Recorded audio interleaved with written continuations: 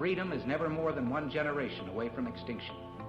We didn't pass it on to our children in the bloodstream. The only way they can inherit the freedom we have known is if we fight for it, protect it, defend it, and then hand it to them with the well-taught lessons of how they in their lifetime must do the same.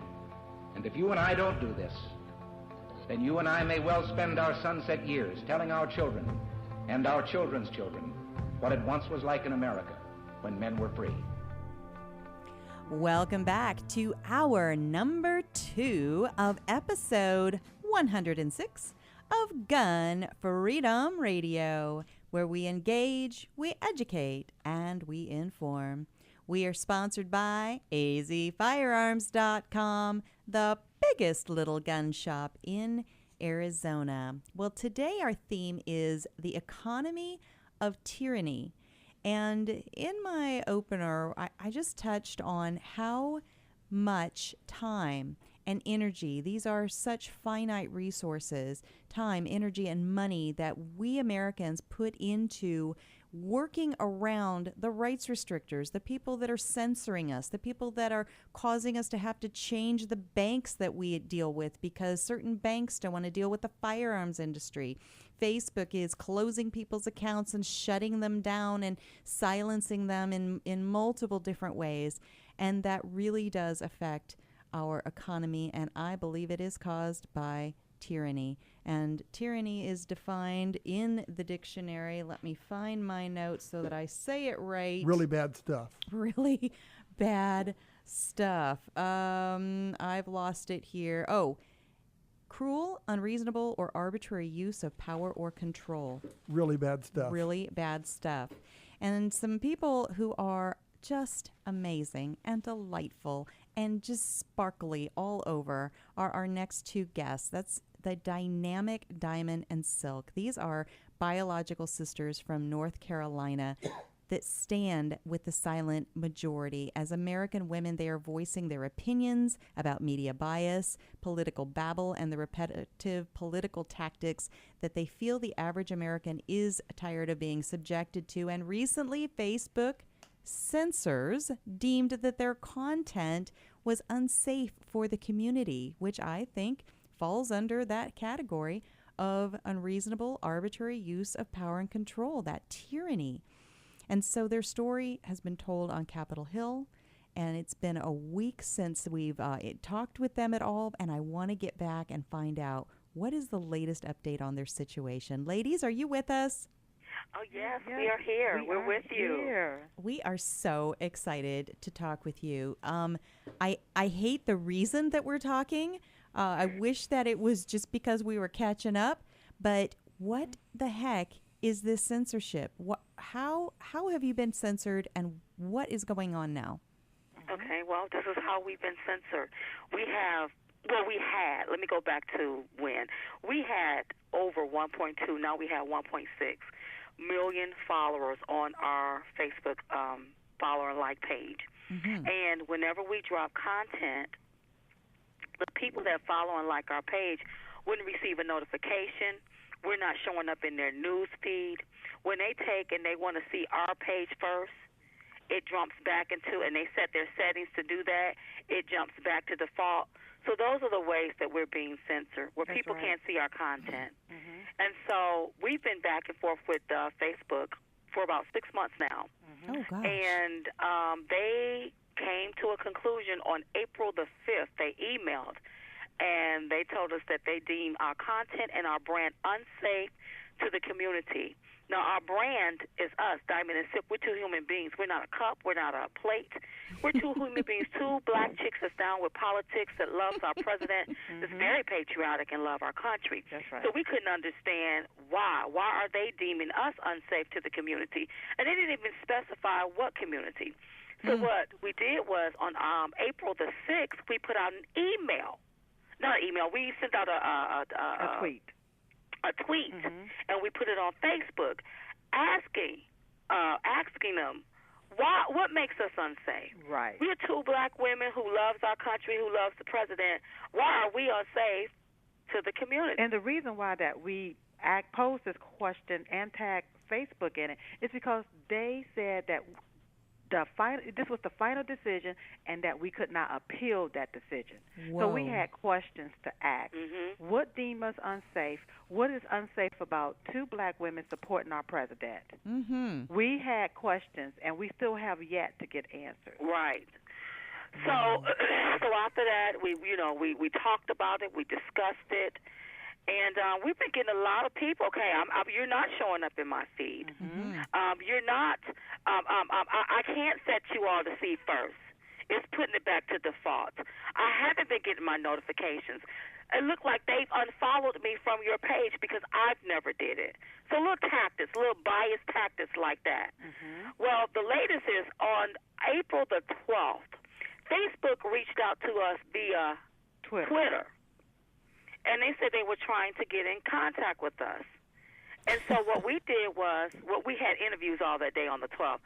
So on the 13th, we took and we emailed Facebook from the email that they sent us on April the 5th when they deemed us unsafe to the community because they was trying to get in contact with us. So then they told us to wait for an email from a Neil Potts. Well, my theory is, why is a Neil Potts emailing us? Why isn't Facebook emailing us?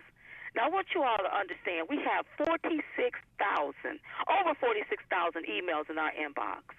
You want me to tell you how we know that when we get something from Facebook? Because it's going to say Facebook. It's not going to come in somebody's name. It's going to come in Facebook name, not an individual that we don't know, we ain't never heard of.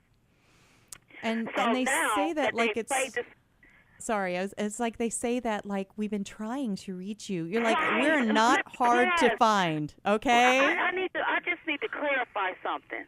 They put out in the media that they was in direct communication with us. Oh, come on. And that was a lie. They never spoke to us. We wasn't speaking. The last communication we had with Facebook was on April the 5th when they deemed us unsafe to the community and told us it was not appealable. That was our last communication with Facebook before we went in, before the media started calling for us to speak about what was happening. So what they did was they played this game because they were trying to cover their own tracks, and we're not going to get caught up in that game. We have our proof.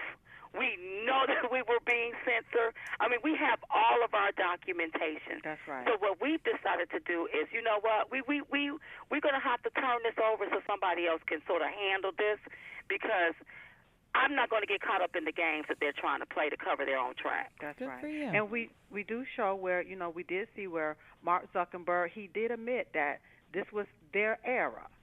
Okay? But it's been their era for over 6 months, 29 days, 5 hours, 40 minutes, and 43 seconds.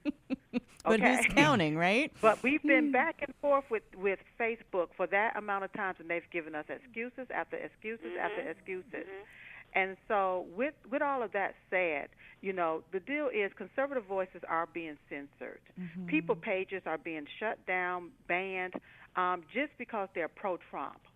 And people, that should not happen with people. We understand that Mark Zuckerberg, he's like the American dream, okay? We look at that. But Diamond and Silk also want to obtain the American dream as well. That's right. And that's all we've been trying to do. But for somebody to come and pull the rug from underneath our platform, from underneath our foot, and take their feet and put it on our necks and suppress our voices, that is wrong. Wow. Very well, wrong. ladies, I want to welcome you to the show. This is Dan. I just have one comment. I've been listening to you guys for a long time, and I can't see anything offensive or anything that Facebook needs to protect me from. But here's the thing. You said that Facebook said they made an error, and they've been trying to contact you. If they made an error, why don't they just fix it? They don't need to contact you. Thank you. They didn't contact us. They didn't contact us when they put those restrictions and suppress our page. They didn't contact us. They put all those algorithms in place. That's right. To suppress our page. So get that stuff off of our page. Right. And that's what we want them to do, not only our page, but all conservative pages. That's right. It's hashtag fix it right now. That's right. Hashtag fix it. Fix our stuff. Listen, we are very patriotic, and because we don't swing to the left and we don't swing in a liberal way, You can't silence our voices, not only our voices, anybody's voices. But what you're not going to do is you're not going to marginalize us. You're not going to insult our intelligence. You're not going to try to make us look stupid in the media. You're not going to do that where you know this is clearly your fault, your bias. You did this. You created it, you kept it going, and you did it. And another thing, because we are all conservatives, even the conservatives where their pages are also being censored, how is it going to be an even playing field where the board is leaning liberal? Yeah, of course they're going to be biased. They don't like the fact that President Trump is our president. Right. Wow. And so it's like you're dealing with. It's like you darn if you do, you darn if you don't. I hear you, but you know what? I heard you say at the beginning that you started, when all this mess started 6 months ago, which I didn't know it was going on that long, that you had 1.2 million viewers, and now you have 1.6 million viewers? Yes, ma'am. So, amen to that. Thank you, Mark. Yeah, thank you. Yeah. What the devil meant for evil, God turned it around for our good. Right. Oh, But, we amen. can't just shut up and we can't stop. Wait a minute. We are being censored, not only us, but a bunch more conservatives are being censored and pages are being shut down. See, you can't turn this into a political playground for Democrats, and that's what we see. We see that this here, Facebook is being turned into a political playground for one side and one side only. That's right. And that's not going to work. No. So we're going to have to speak out about it, not just for ourselves, but for everyone. Well, I love that you ladies are speaking out. Too often we just, shrug our shoulders and move on and just find some other venue, or we feel like, well, we're just one person, so what can we do? And you ladies are just powerful presences. You are a voice for so many of us, and I just applaud everything that you're doing, and I thank you so much for spending this time here with us. I definitely want to check back in with you and find out what's on Neil Potts's mind whenever he gets around to finding you, because you're so hard to find. And we'll definitely maybe he'll tweet us. tweet you. Neil Potts, they need to write us in Facebook, not somebody that we don't know.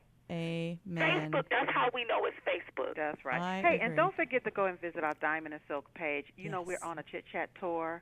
Go to diamondandsilk.com. Click on Chit Chat Tour and get your Chit Chat Tour tickets. We're going to be in North Carolina, New Orleans, Louisiana, California, Ohio, and we have some more dates that we're adding. I didn't hear Phoenix on there. Oh, better fix that. Better get that one on there. Yeah, maybe one of the other dates that we may be adding. We'll see. I love it. Well, thank you so much, ladies. We will definitely be checking back in with you. Have an amazing tour and blow the lid off of that 1.6 million viewers. We will find you. Whatever Facebook does, we will find you because we want to hear what you have to say. Thank you. Thank you for Thanks having us. Thanks so much. Diamond and Silk. Amazing. All right, well, stick around because we have Sean Maloney up next. Sean is a passionate defender of the Second Amendment. He is a current NRA board member, and he just participated in a debate this morning about school safety. We want to check in and see how that went. Stick around.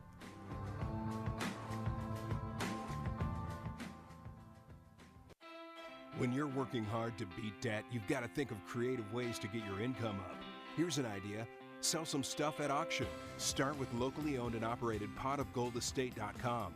The owners, Dan and Cheryl Todd, have over 60 years of combined experience in selling antiques, collectibles, guns, coins, and jewelry. And over their many years in business, they've earned the trust of thousands of people just like you. Whether you're saving for a rainy day emergency fund or paying down debt, let potofgoldestate.com help you get the extra cash you need. Potofgoldestate.com will purchase your items outright, or you can consign them to their twice-a-month online auction. Pot of Gold's nationwide online auction is a great place to get top dollar for your collectibles. They specialize in everything from antiques, coins, high-end collectibles, to cars, boats, guns, and more. Get started today at potofgoldestate.com, or visit them off I-10 and Dysart Road in historic Avondale for some live auction action. For more information, visit potofgoldestate.com. That's potofgoldestate.com. Hey ladies, Cheryl Todd here from azfirearms.com. Many of us ladies are taking the important step of becoming responsibly armed, but it can be an intimidating process. And with all the politics swirling, a first-time gun buyer, whether a guy or a lady, might feel uncertain about where to begin and who to trust. At azfirearms.com, we are a small, friendly, family-owned shop that specializes in first-time gun buyers. We are staffed with knowledgeable people who are ready to help answer all of your questions. My husband Dan and I pride ourselves on having a safe, no-pressure environment. Once you have decided on a purchase, azfirearms.com partners with professional firearms instructors who will train you to become a responsible, safe, prepared, and proficient gun owner. So ladies and gents, when you are looking for personalized service and a huge selection, come to azfirearms.com in Old Town Avondale off the I-10 and Dysart Road, or visit us on the web at azfirearms.com. Thank you for sticking around. You are with Gun Freedom Radio, where we engage, we educate, and we inform.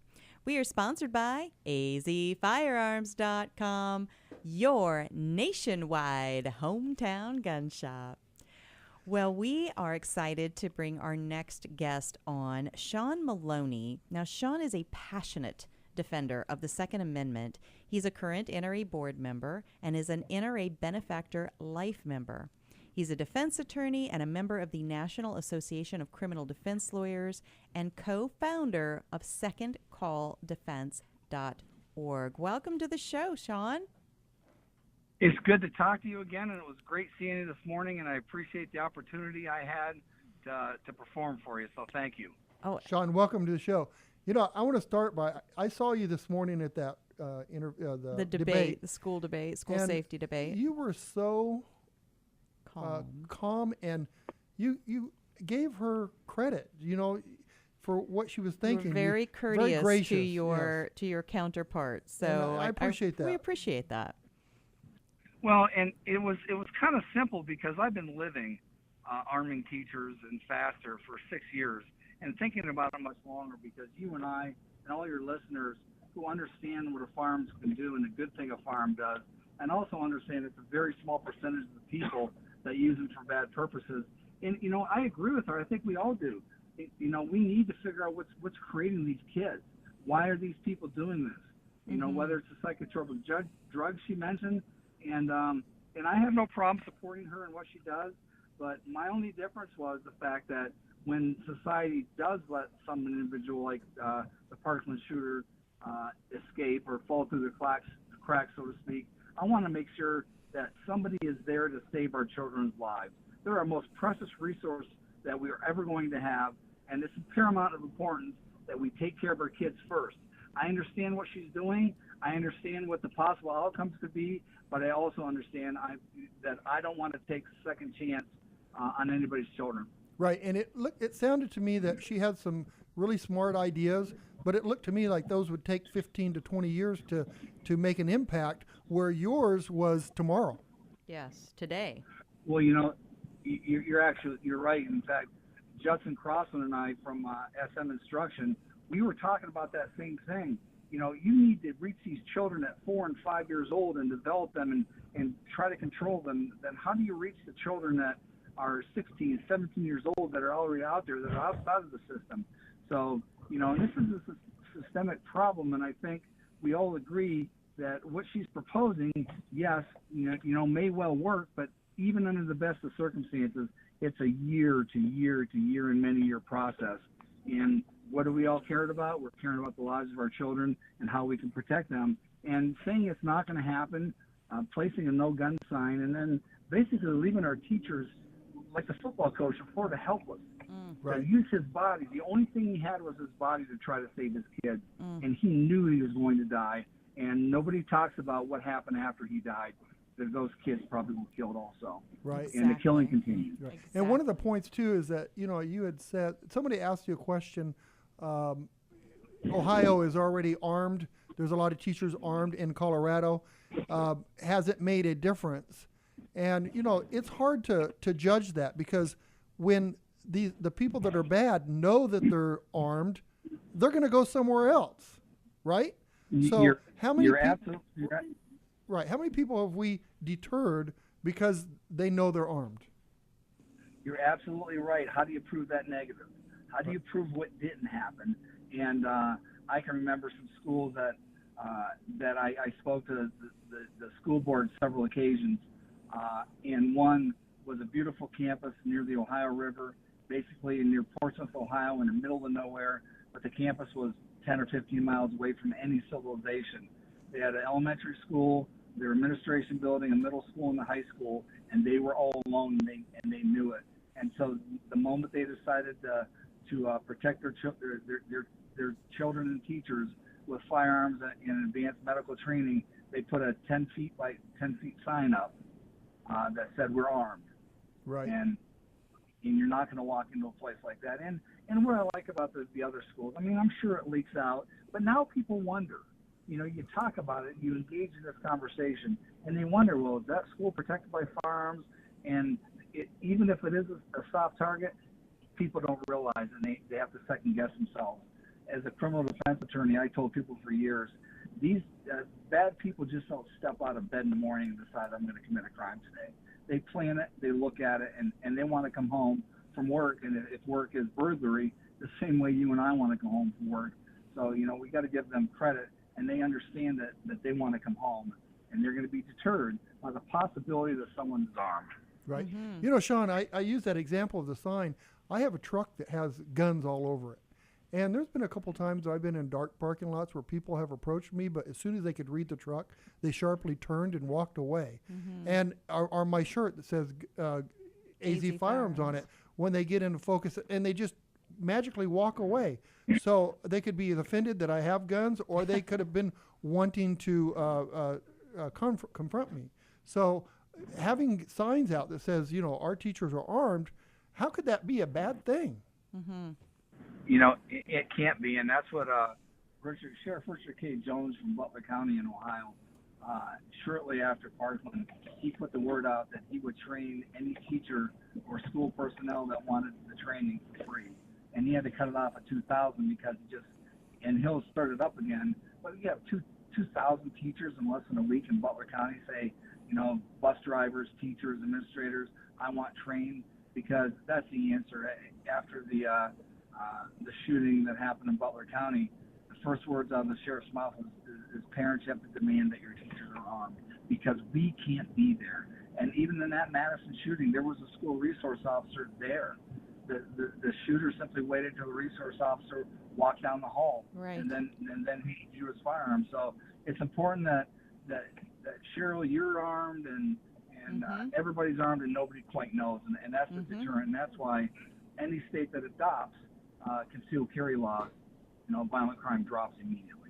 Absolutely. And I think that's one of the things is, instead of saying, you know, the people that are saying, why are we trying to arm teachers? Why are you trying to disarm people who are like me, who, whatever my day job is, that part of me that is trained and has a concealed carry license and all that sort of thing, why are you trying to disarm me? So, you know, go ahead.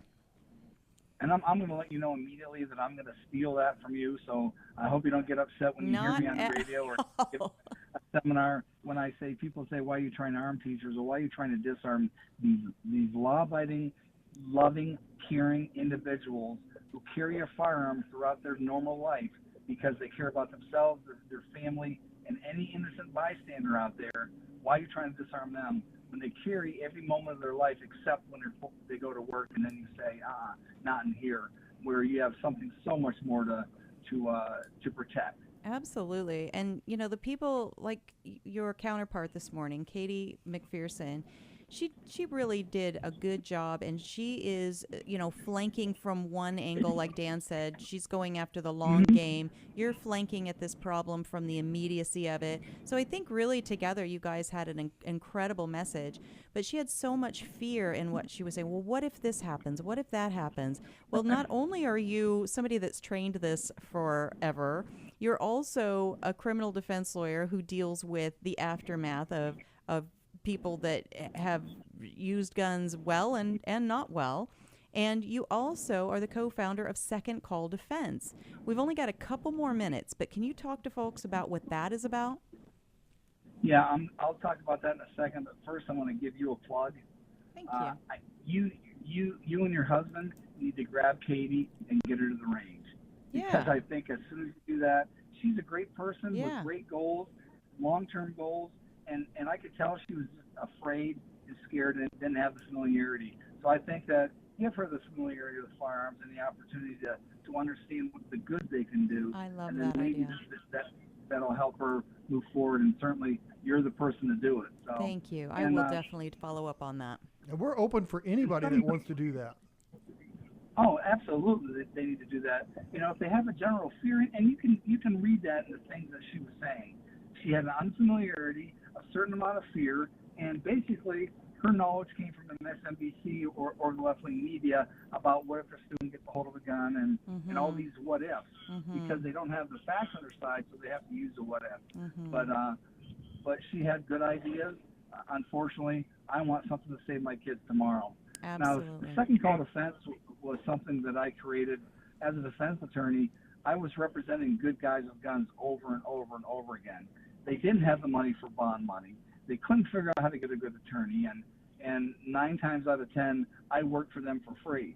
And I didn't have a problem doing that because I'm so passionate about my Second Amendment rights and my rights to keep and bear arms and my God-given right to protect myself, that when I see somebody that's really being persecuted by the government for a civil constitutional right, I don't have any problem going out of my way to do what I think is right. You know, my father always said, you can do 2 things in life. You can do right or you can do good for yourself. And I've always tried to do right for people. That's and awesome. After I represented a few of these people, I said, there's got to be a better way. And that's when I created Second Call Defense. So it's a membership organization that provides immediate assistance to force you to use your firearm in self-defense. Call 911 first. Your second call is the Second Call Defense. We have a foundation. An attorney will be on the phone. Immediate bail money. We'll find you the best attorneys wherever you are. I'm from Cincinnati, Ohio. If I was forced to use my firearm right now, I would call Second Call Defense, and the attorneys that are thinking clearly will give me a list of the best attorneys in Phoenix, Arizona area for me to defend myself. Absolutely. We'll pay for that, the expert witnesses, and provide us the protection that we need. I said, what would I want to see? And, you know, I always tell the story. I trained an individual. He's 23 years old in concealed carry class. 2 or 3 months later, he was forced to brandish his firearm. I knew that everything he did was absolutely correct, but he was arrested for felonious assault. And he called me in tears on a Friday night. And I know this young individual with 3 kids under the age of 6 years old and a 22-year-old wife would not be the same person Monday morning after spending a weekend in jail. And the wife and I walked around all night long getting bail money and bailed him out so he didn't have to stay the weekend. But I said there's got to be a better way. Absolutely. And it's just the right thing for gun owners to do. It also provides unlimited civil protection. You have $1.5 million, you know, on some levels for civil protection because you know what's going to happen even if you're acquitted. They're going to try to get you civilly. And I want to make sure that your assets are protected. So. Very good. Well, thank you so much. We've got to run, but we really appreciate you coming on and sharing all of that with us. Sean Maloney, secondcalldefense.org. Also, fastersaveslives.org. Check out these 2 brands. And Sean, anything else you want to leave our listeners with? I want to thank you personally for bringing me out. If it wasn't for you, I wouldn't have had the opportunity I'm hopeful make a difference in Arizona. So I appreciate everything that you 2 do, and you're a treasure, and I hope everybody appreciates what they have in Arizona. Wow, you're awesome. Thank you so much, and right back at you. Thank you for all you do. Sean Maloney. Thanks, Sean. Have a good, safe time here. All right, safe travels. All right, well, we have one more guest waiting in the wings, Don McDowell. He is the host of Shake, Rattle, and Troll Radio, coming on to talk to us about what's going on down by our southern Arizona border. Stick around.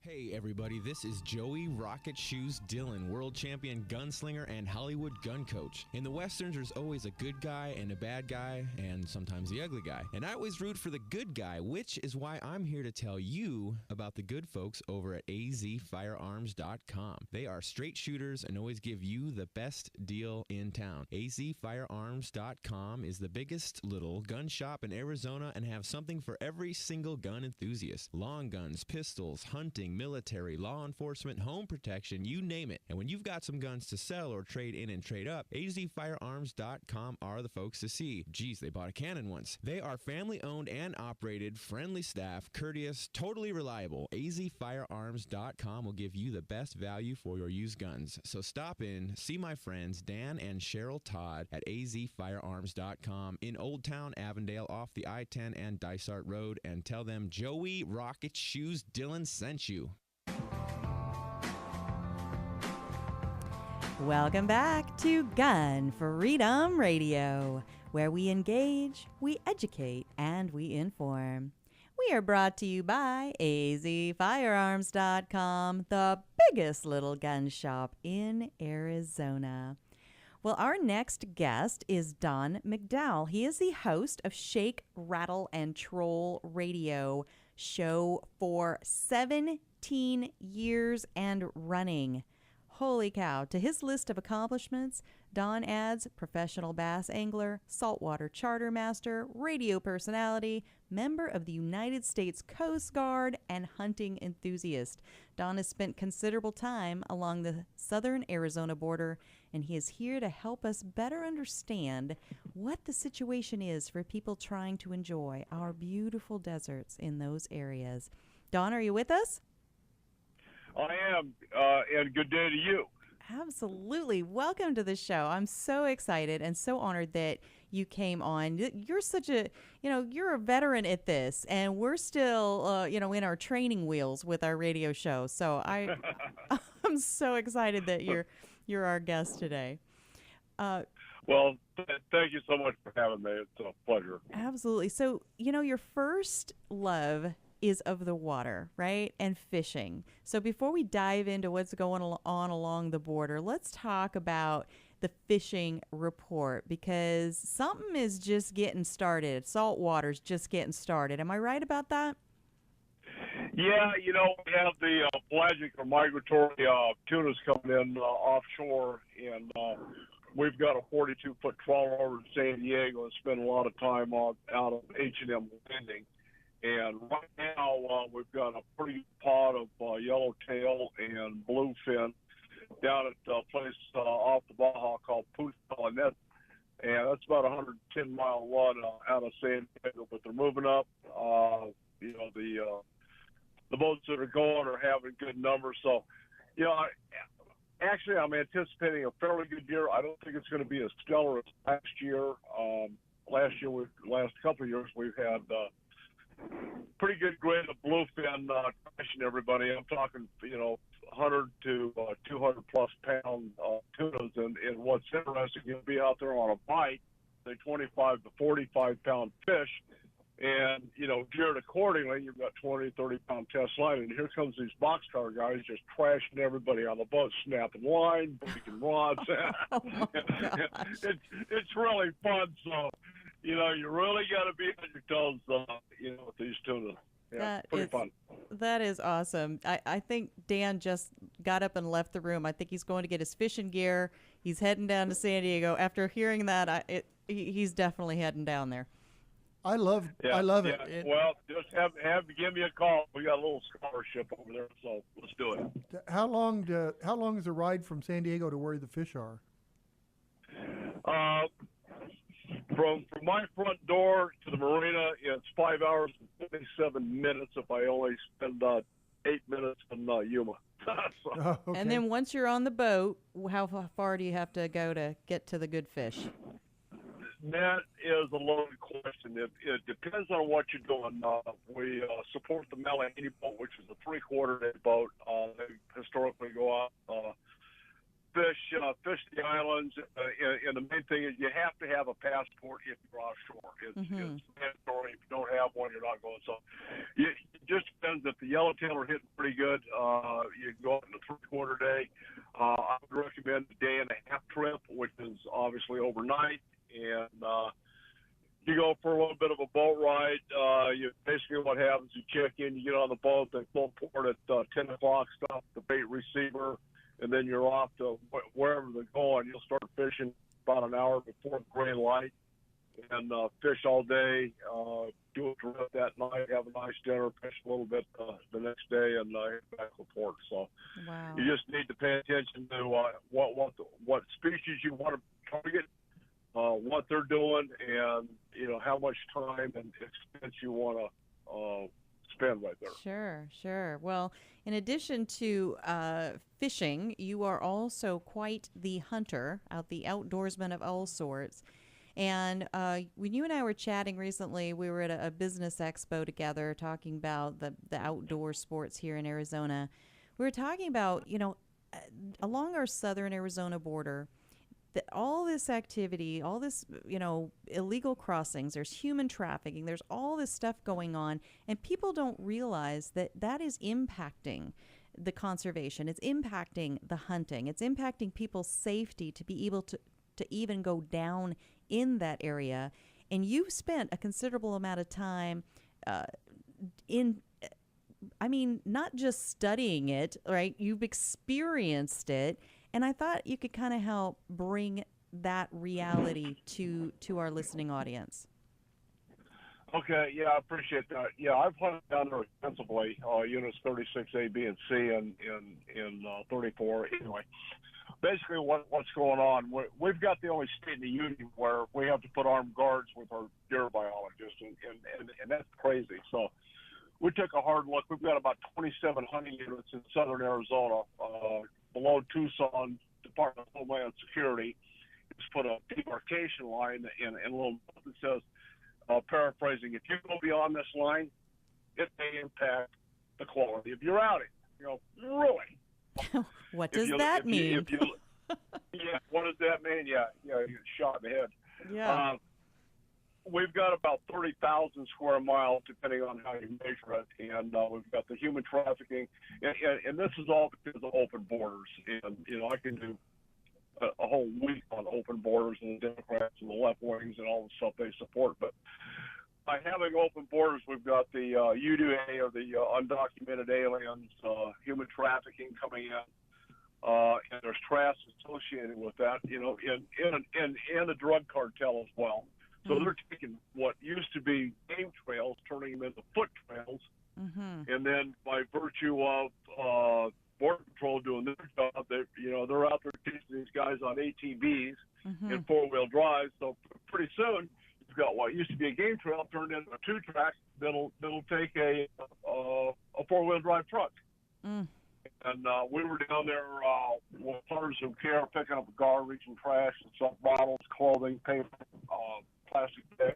We collected over 40 tons, and that was years ago. I haven't been down there. I just got aggravated, so look, I'm not doing this anymore.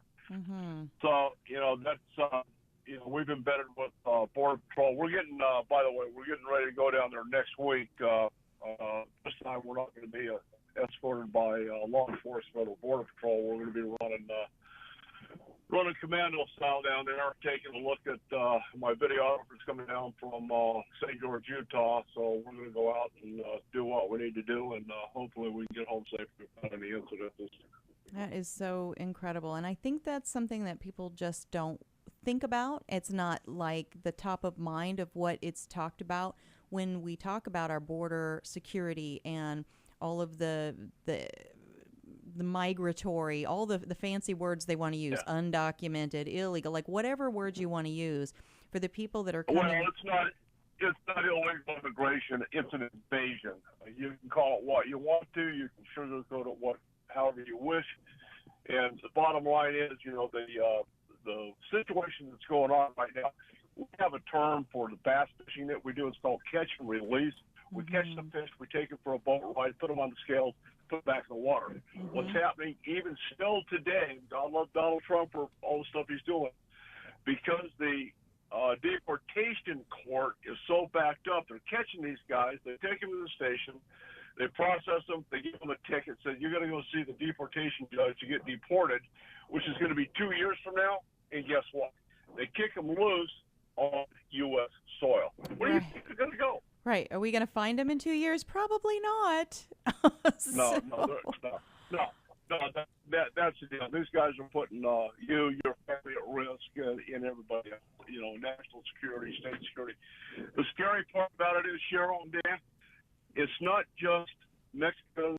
The big wave right now is Hondurans, Guatemalans, El Salvador, San Salvadorians. But you look at the CBP's nationality arrest. There's Syrians, there's Jordanians, Palestinians, Russians. Russians. Oh my God, the Russians are coming. Everything's the Russians these days. Yeah. Oh, well, the Democrats haven't figured. If they figure out Russians are sneaking in, we'll have a wall. There you go. Bottom line. There you go. Well, you know, if you don't care about any of these other things, then maybe you care about the environmental impact. You know, because as you say, you know, you go out for a hunt with your family, and you can see the sign saying, you know, the enjoyment of your trip, or however they phrase it, can be impacted, and it really, literally, you could be putting your family in a life or death situation, because there are some really serious criminal behaviors taking place in that area. And, you know, something's got to make people care about that area. But we are almost out of time already, and I want folks to know more about all the different things you do and how they can hear your radio show and follow all your other work. So can you fill folks in on that real quick before we have to run? Yeah, thank you so much for having me again. You can check us out at Shake, Rattle, and Troll, ANDTROLL.com. You can sign up for our newsletter. We're Sunday morning at 7 on 99.3 FM and 1580 The Fanatic on the AM side. We've got a newsletter that pretty much let you have an idea of what's going on, what we're up to, and why we're doing it. So, fantastic. Thank you so much. Thank you so much, Don, and be safe out there. I look forward to hearing about how your trip goes when you're heading down there with your videographer. All right, I appreciate that. Semper Paratus. I'm out of here. Love it. Don McDowell, Shake, Rattle, and Troll Radio. All right, stick around. We still have our Responsibly Armed Citizen Report.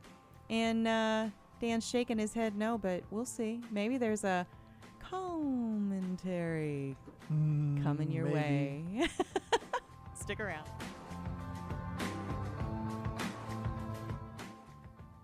And we're back with Cheryl Todd talking about the huge gun buying event at azfirearms.com. Oh, AZ, I get it, as in Arizona. Yes, but... Oh, or AZ, as in everything from A to Z. Well, yes, that too. But what I'm telling everybody about is that azfirearms.com is having a huge gun buying event to buy your old firearms all across Arizona and everything from A to Z. That's great news. See, my grandpa left me an old shotgun and it's just sitting on a closet shelf at home, so I can bring that into azfirearms.com and sell my gun? Absolutely. azfirearms.com buys, sells, trades, and even consigns your old firearms. Any vintage, any style, military, long guns, handguns, hunting, or home protection. Single items or entire collections. We offer the highest value for your used firearms in a safe and friendly environment, staffed by knowledgeable people. azfirearms.com is in Old Town Avondale off I-10 and Dysart Road. Come on down to the huge gun buying event every day through the end of the month at the biggest little gun shop in Arizona. And for all your firearm and ammo needs, visit azfirearms.com. Come listen to the Self-Defense Gun Stories podcast. Hear about armed civilians protecting people they love. Were they lucky or were they prepared? Come listen and learn at selfdefensegunstories.com. For straight shooting, look to the biggest little gun shop in the West, azfirearms.com, where they have everything you need to be a safe and responsible gun owner. Huge selection and a friendly and knowledgeable staff. They're my nationwide hometown gun shop, and you should make it yours too. And when you go, tell them old Don Collier sent you.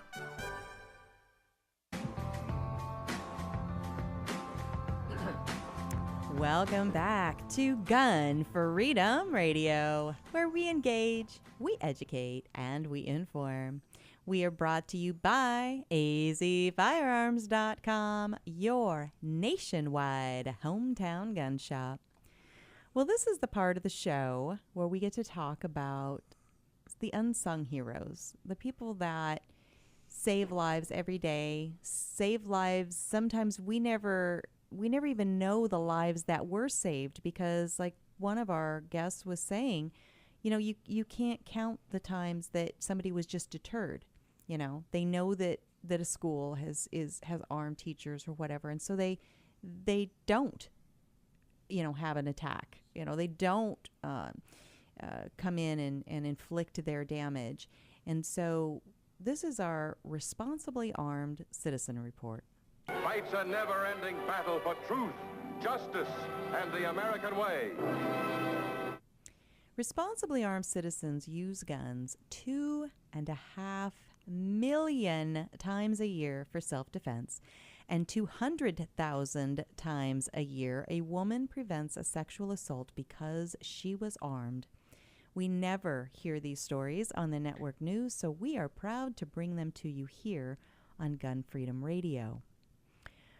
We have all, made a quick stop at a convenience store on the way home from work. You jump out of the car, you dash in, grab a soda, a carton of milk, or maybe a quick snack.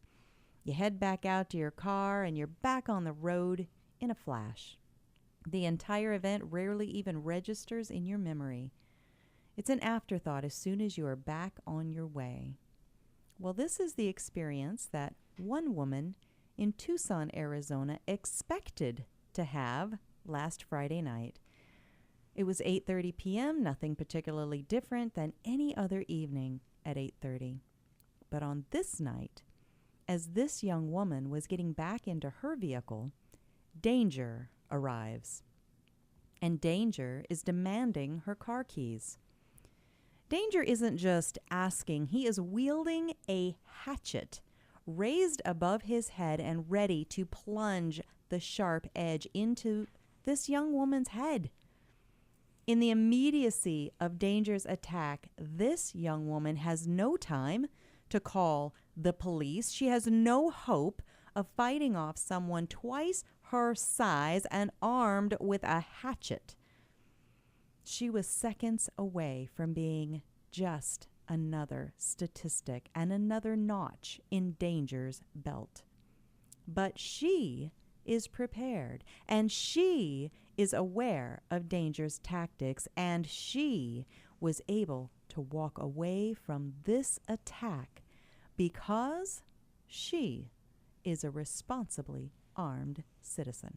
Tucson AZ, Tucson's News Now. Saturday, April 14th, 2018. Police said a woman shot a man who allegedly threatened her with a hatchet outside a store on Tucson's South Side Friday night. The Tucson Police Department said officers responded to the area of South 6th Avenue and East Pennsylvania Drive around 8:40 p.m. for a report of a shooting.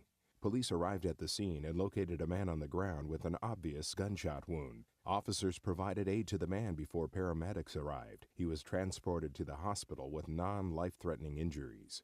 Police say the woman who shot the man stayed on scene and complied with police. Investigators said the woman was leaving a store at the 4400 block of South 6th Avenue. She entered her vehicle, and as she attempted to close the door, the man approached her and demanded her car keys while holding a hatchet.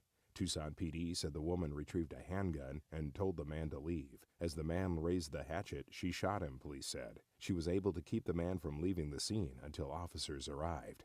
The man remains in the hospital, and charges are pending his release. Wow. I'm kind of lost with this one. I mean, I kind of want to say you never bring a hatchet to a gunfight, but I don't know if that's proper. That's a gimme. But here's the thing I'm puzzled with. In the top of the thing Cheryl read, you're traveling, you stop for a quick snack, and back on the road in a flash. Stop right there. Have you ever traveled with Cheryl? Come on. A quick flash? This is not about me. A quick flash, right? Wow. Multiple opportunities to stop and use little girl's room. We'll say that. Yeah. Anyway, you just never know. It could be a hammer, an axe, a gun, a fist. You just never know. And so you have to always be aware. And thank God that she was armed. That's the what thing. could have happened? He opened the door on her car. Yeah. I mean, what if you have kids in the car? There's Yeah. so many things. And, I hear these anti-rights people saying, you don't need a gun and, nothing's going to happen. And, I mean, Just we call see it the police. every day. It's Yeah. almost like, okay, I'll call the police everywhere I go. Police, come with me. And that still doesn't solve the problem. Preemptively calling the Right. police. You know what? I'm thinking about stopping on the roadside. I'd like the highway patrol to be there, please, because I just, I have a feeling. Yeah. So. I mean, I'm laughing, but really, that's the situation. Danger looks for these opportunities, tries to take people by surprise, and we have no idea the state this person was in that is wielding a hatchet. Sometimes when these people are so whacked out on drugs, or maybe they are mentally unwell, there's no reasoning with them. And I'm just so grateful that this woman had the foresight to get the awareness training. I mean, I'm assuming a lot here, but it seems like she was aware enough to know that she could be in a situation and had a firearm with her, was trained how to use it so she could grab it in an instant. And she was able to stop this person that just because he might have gotten her car, maybe he wouldn't have harmed her, we don't know, but then the next person, these things stronger. Tend to escalate. Right. And they get more desperate as they do this. And so it definitely, I mean, if you look at most criminals start small. Yeah. They'll steal, shoplift, and then they'll do this, and then they'll do that, and pretty soon they're robbing banks. So, I mean, that's how normally it goes. Somebody just doesn't wake up in the morning and go, you know what, I'm going to get an axe, I'm going to go after somebody. It's just not a normal day's work. So, but I think that being aware is probably the main thing that a person should be. Even if you don't have a firearm, if you're aware, then you can get in your car quicker. You can not go to the car, go back in the store. There's all kinds of things that you can do. So, if anything, be aware of your surroundings. I think that really is key to everything, and something that we can teach even the youngest among us.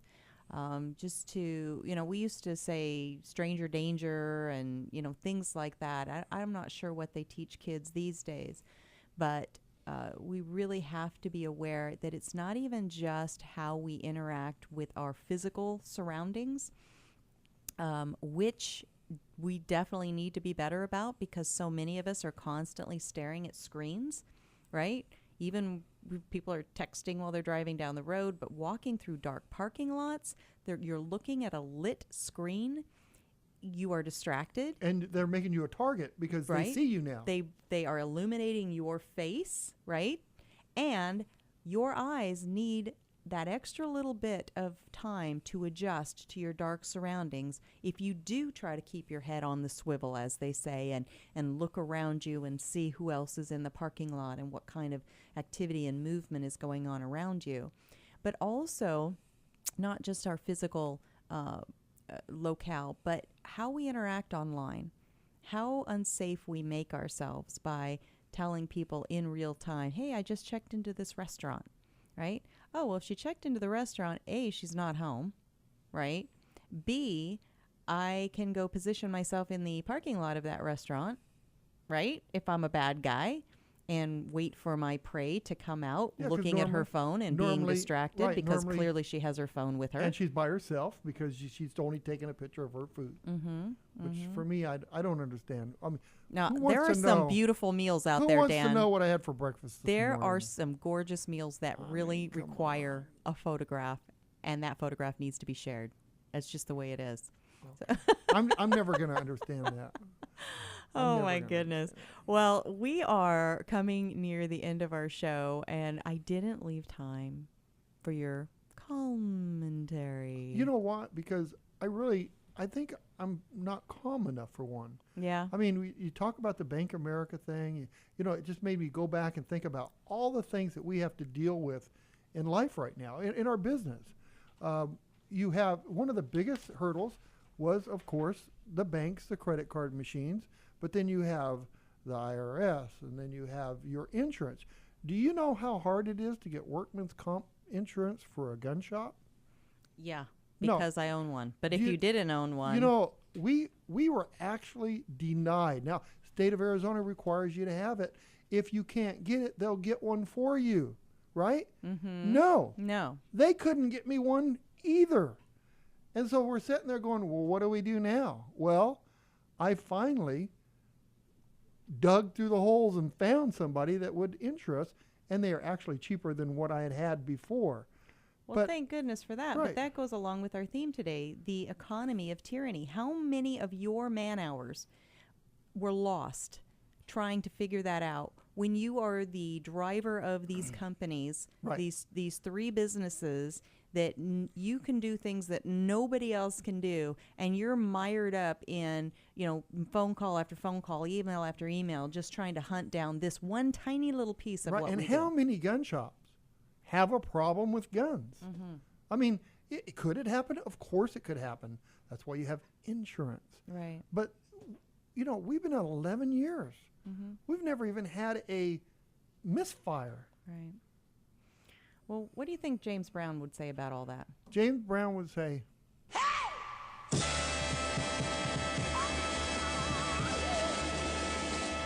thank you, James. Thank you very much. That's a statement right there. That's it. Hey. I Hey. can't even do it. All right. Don't Well, try. we've got to wrap up for today, but boy, we just want to, express our gratitude and our thankfulness for the opportunity to get to do what we do in the time and place that we get to do it, the people we've gotten to meet, the opportunities that social media has opened up to us. And that's why we feel it. That's why we get angry. That's why we get frustrated and have to push back and speak up when censorship takes place, and we end up in Facebook jail and Instagram jail, and Diamond and Silk are censored, and our first guest, Kelly McMillan, is invited to leave a bank that he's been a loyal customer of. We've got to push back on these things because the freedoms that we enjoy are so precious, and I want them to be there for our daughter, for our granddaughter, for their children, for her children on down the line. Just like you were saying, if we don't do something, we're going to be like Venezuela. Yeah. Where the government controls everything we do. They start out with the stuff that some of you might not like, and then they go to the stuff you start liking, but then it's too late. Yeah. Once you take some of our rights away, Right. they're going to take them all. Right. And you can't go back and say, oh, redo. Right. We got to do this one over Like again. I was on board when it was just Right. the guns that were on the bad list, but oh wait, books too, and oh wait, I mean, My gas car.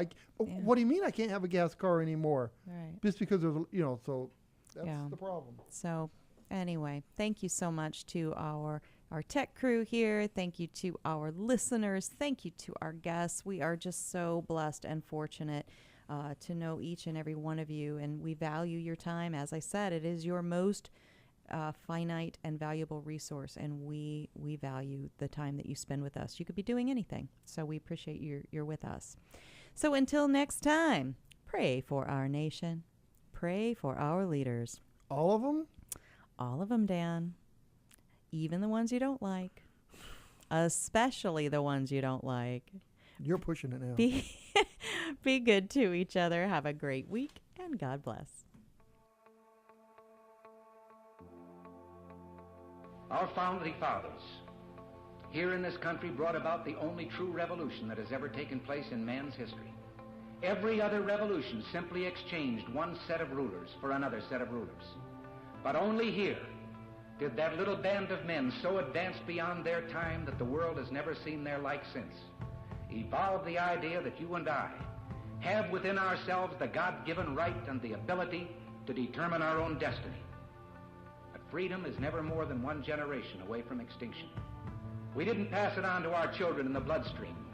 The only way they can inherit the freedom we have known is if we fight for it, protect it, defend it, and then hand it to them with the well-taught lessons of how they in their lifetime must do the same. And if you and I don't do this, then you and I may well spend our sunset years telling our children and our children's children what it once was like in America when men were free.